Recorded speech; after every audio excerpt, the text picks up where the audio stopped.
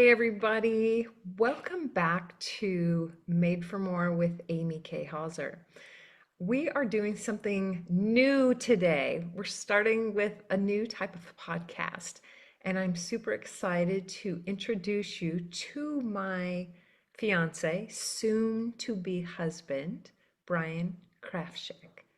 And he is joining me here. I'm in the Houston area. He is near Savannah, outside of Savannah, in Baxley, Georgia. Say hey. Hey, everybody. Super excited to kick something new off today. You know, we are going to share a little bit about our story, and we are really here to encourage others as we step into the great unknown with our walk with the Trinity. And you know what?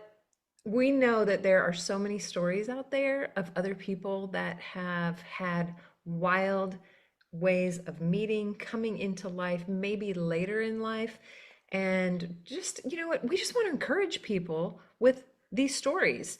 So, what we're going to do, we are going to do some sharing today. This first one, a little bit about how we met, how we got connected, a bit about us. And so you know who we are. And then as we continue with these recordings, we're going to get down and dirty. We're going to talk about a lot of things in life that sometimes people don't want to talk about and share, really about that, like redemption, like how God has worked in our lives through the mess, through the beauty that starts to come through in what we perceive as broken, as like garbage, throwaway kinds of things. And when we let our Father walk us through this and stop trying to fix stuff ourselves, incredible things start to happen, right? So, Exactly. yeah. So tell us a little bit about you, Brian.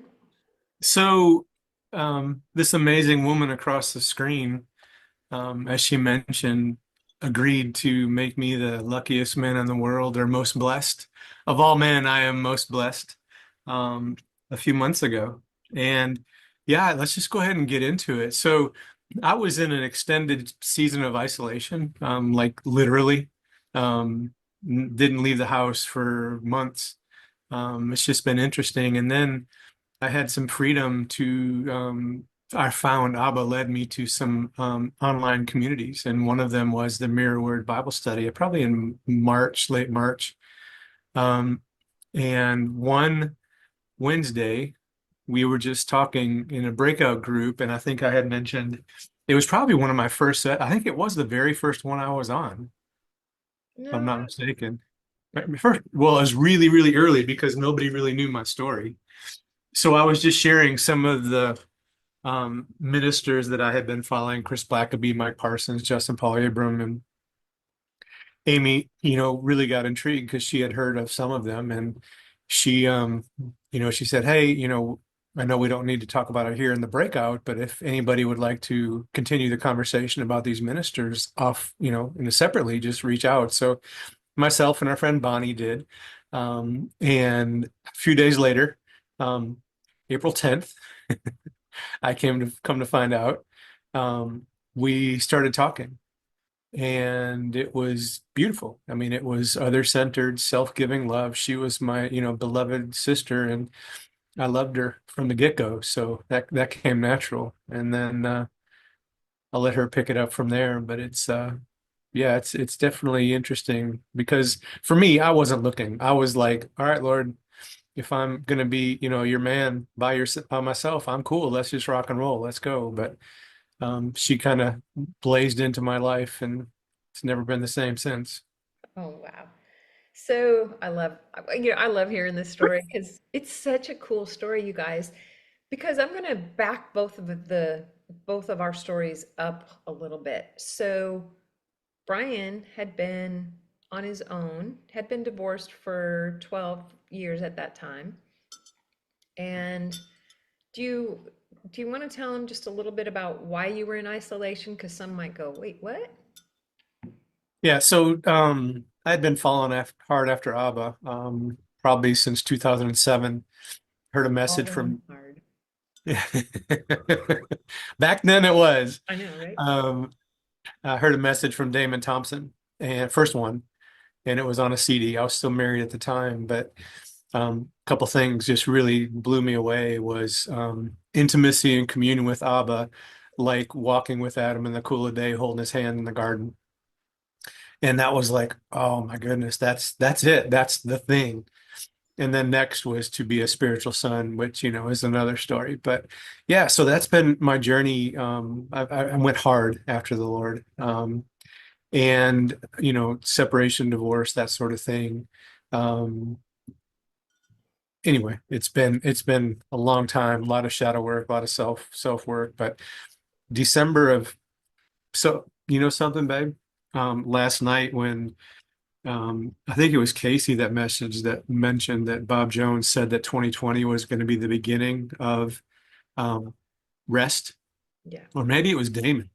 Um, but that's the year that I really entered into rest. That's the year that COVID shut the world down, and I was essential industry, so I was still working. Lyle had went to go with Dawn, and so that's the year that I was driving home from work, and I struggled to say that I was the beloved son of Abba. I couldn't say it out loud 3 times. So anyway, um, that's when my transition, really, really started impacting. But December of 22, um, I left the marketplace at a whisper, um, and basically have been relying on Abla exclusively. Haven't asked for assistance, no savings, no money, no job, and it's been a season for sure. But yeah, so that's the isolation piece, definitely. So sorry for the long-winded explanation for a short question. No, it's all good. So that's where Brian was and what he was dealing with, wanting to really just kind of stay in that place on his own and be with God and, learning different things, really coming into grace, the finished work of the cross, all of these things. And on the other side of the southern states, not the completely other side, as he's in Georgia and doing that and joins the Mirror Word. Brian, I'm pretty sure you were in there because I saw you quite a few times before that. Okay. You were quiet, you were just doing your thing and learning and listening. And um, when we were then in this breakout group, that's when we connected. So then I'm going to back my story up a little bit. And so when this is being recorded, it is 2025, June of 2025. We're getting married June 14th. And I came into the mirror. I came into the mirror, gosh, it'd been a year, year and a half, probably at that time anyway. And yeah, I was following different teachers. I've learned a lot of different things about people and just stepping in, different people, different ways of really understanding Christ in us, really understanding union, lots of different things. So, as some of these teachers were mentioned, I had heard of a couple of them and followed them, and maybe one I had not. And it was like, okay, yeah, let's have this conversation. But I'm going to tell you, I was living on my own, going through divorce, had been on my own at that point for 8 months or so, and then no, a year, pretty much, almost a year. But anyway, so I had made this vow, if you will, on my own that I will not consider dating anyone for a minimum of 2 years. I just wanted time to find Amy. I'd been married 33 years. It was time for Amy to just focus here and walk closer in different ways than I had with Jesus. And that was what I wanted. And it was going well. It was going amazing in my opinion. Um, and so when Brian and I met though, it was just like first time we had a conversation, I still remember saying, "Dude, you are like a brother from another mother. You we understood each other. We talked for 2 hours. We texted off and on some of these teachers and different things. But then when we got on a phone call, I'm like, I don't talk to anybody for 2 hours, Me either. And so it was just really comfortable and nice. But I didn't think anything. It wasn't that there was anything there. It just was right. It was this brother connection. And I needed some of that, I think. I didn't realize I did, but someone who didn't know me, didn't know my story, didn't wasn't vested in all of those things. And so fast forward, soon we start. I'm texting because I'm an iPhone user. He's an Android. I'm voice messaging, but he can't because he doesn't have that gift of being able to do that on his. Hey now, I know. And so it's like, talk about a blended family we're going to be.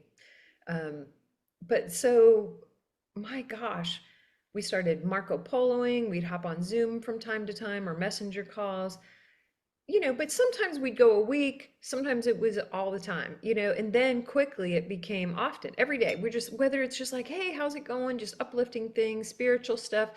With Brian's background, he has so much knowledge in understanding scripture and then stepping into this finished work. It was just really comfortable. And then let's fast forward now from that was April of 23 to end of October 23. And I can still remember like waking up and, 24. oh yeah, sorry, 24. Yeah, duh.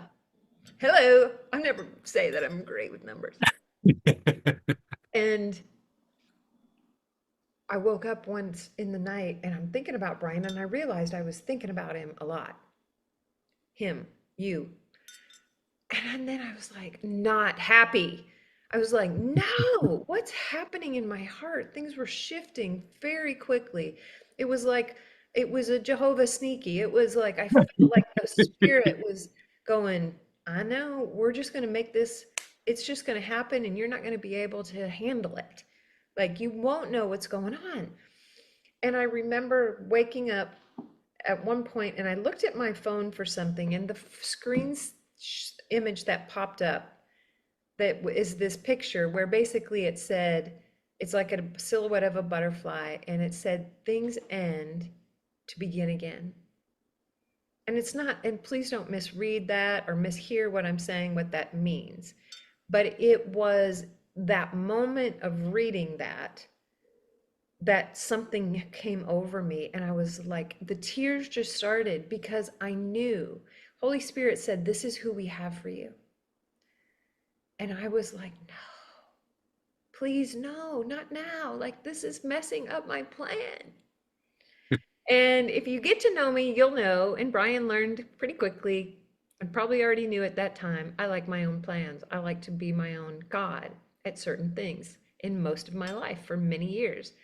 As a Christian, thinking that was my role. This is what I'm supposed to do. God allowed me to have a college education, allowed me to have certain blessings or whatever, and now I need to go make my life happen. And then he's waiting for me. And so this was a mindset that I didn't even realize was very subconsciously there, but has affected so many things that I do.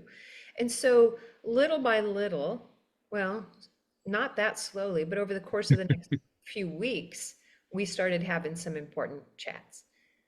And then you can go from there if you want Yeah, to. so for me, it was a little bit different. I had, bound and determined that, Abba, if I was going to be alone, that's cool. And I love this woman, at other centers, self-giving love. Everything that I had was hers. And then she showed me her soul, and she's got the most beautiful soul, y'all, if you don't know her. And I was like, wow, this may be a little bit different. And I made, I would say it's a mistake, but it wasn't a mistake. I made a comment one day and I said, hey, if the Abba takes excuse me, pollen count is terribly high here in Georgia. Bless you. If Abba takes our relationship in a different direction, we'll just take it day by day. And she later told me that she was like on a treadmill and she stopped and she's like, oh, heck no. I don't think she used those I words, don't think those are the words at all that I used. Just saying. but yeah. And it just, I was just open. And then as she became more open, it felt so right and so natural. And then, her physical beauty and athleticism, intelligence, all the things started shining through. And that's like, the cherry on top because who she is as a person and as a spirit is amazing. So yeah, for me, it was a no-brainer. But yeah, and then we just, we met over the holidays and it was an amazing 3 weeks. Like we were in our own little wonderland. It was like isolation from the world for the most part. Um, Yeah, it was beautiful. Yeah. And from there, really quickly, you guys, like all of this was happening very quick. And once the Spirit made it clear to us that this was the direction we're going in. And never have I experienced something like that kind of an understanding that I did in this situation. And so we were at the end of those first 3 weeks together, we were already talking like this, like, oh, okay, well, like we've been around the sun quite a few times and something just shifts. You're just like, like when we went from spirit to soul to body, it changed everything. It was a game changer for us in terms of knowing one another. It's that gnosko, it's that knowing of something spiritual and knowing of like God, yet knowing that they are leading our hearts in a direction that maybe doesn't make sense in the natural with Maybe. well, okay, so there are a lot of things, and we're going to get into these in other episodes. We're going to break some of these things down on in the natural, what man might go, oh, hell no, I think you should run the other way for both of us in certain ways, especially me. No. Yeah. Especially you. That's very, very fair. Absolutely. And we're not going to get into all that right now, but it's some of those things. And we are like, when we talk about wild ride, like literally stepping into the unknown with the Trinity leading, that he says, like, I will give you more than you can ask or imagine. Brian and I believe that. We know that. We have things that we want to do, see, accomplish, experience, and that we've come together to be able to do that against all odds, Definitely. right? Definitely.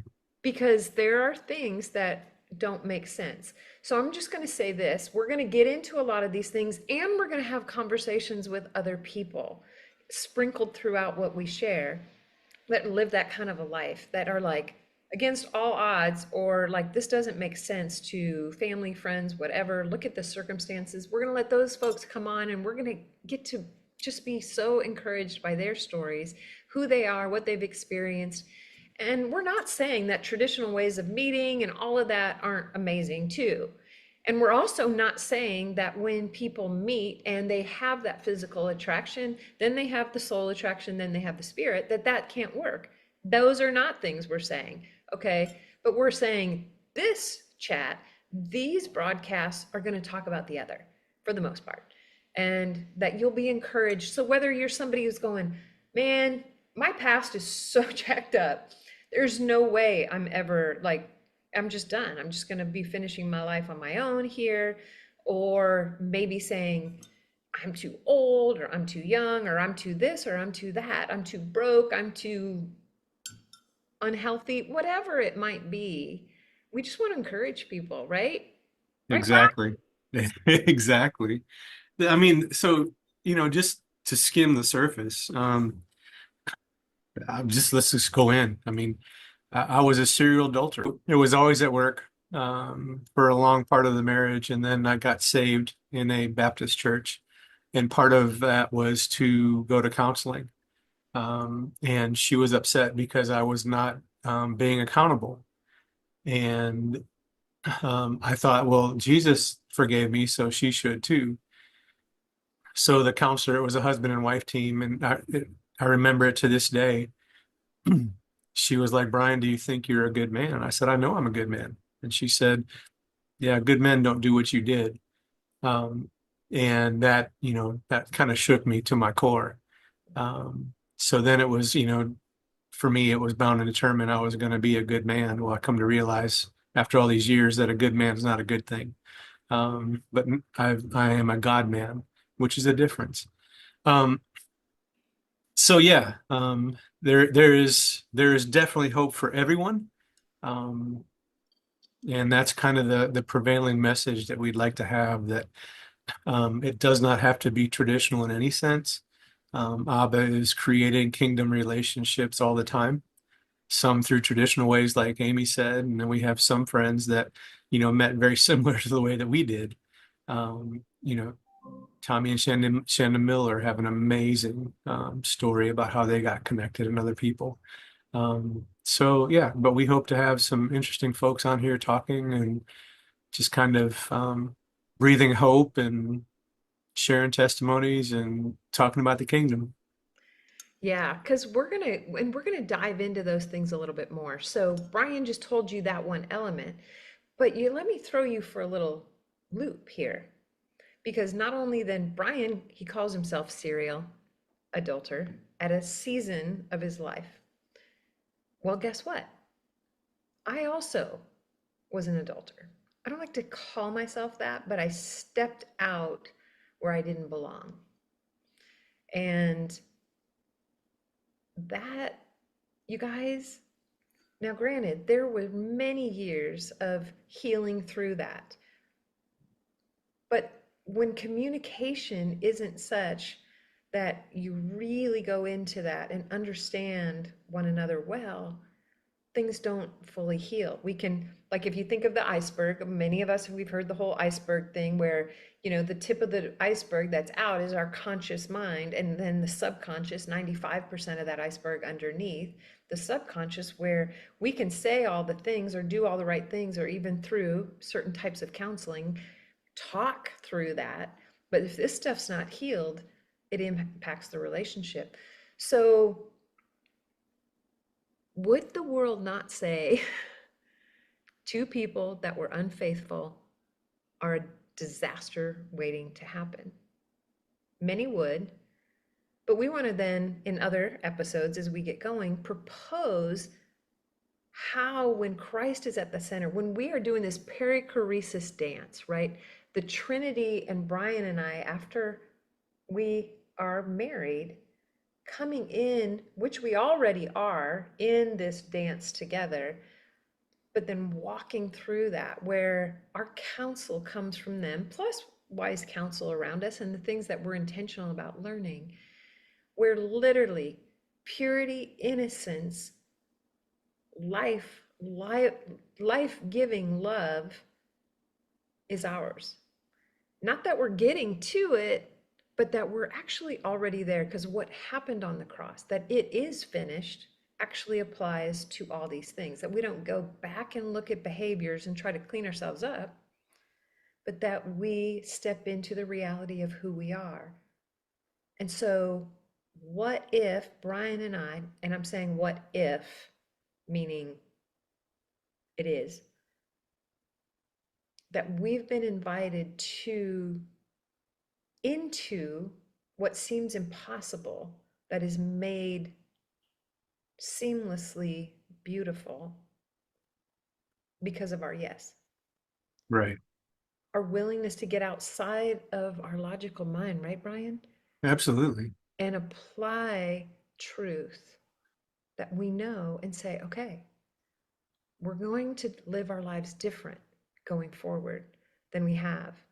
And at our age, late 50s, that we are willing to do things completely different, not in our effort, but in that relaxing and rest. And so I'm really blessed that somebody in his few years of sitting with Abba, he so lovingly calls our Lord, our Father, our Papa, learning about rest when things don't make sense, when the resources aren't there, when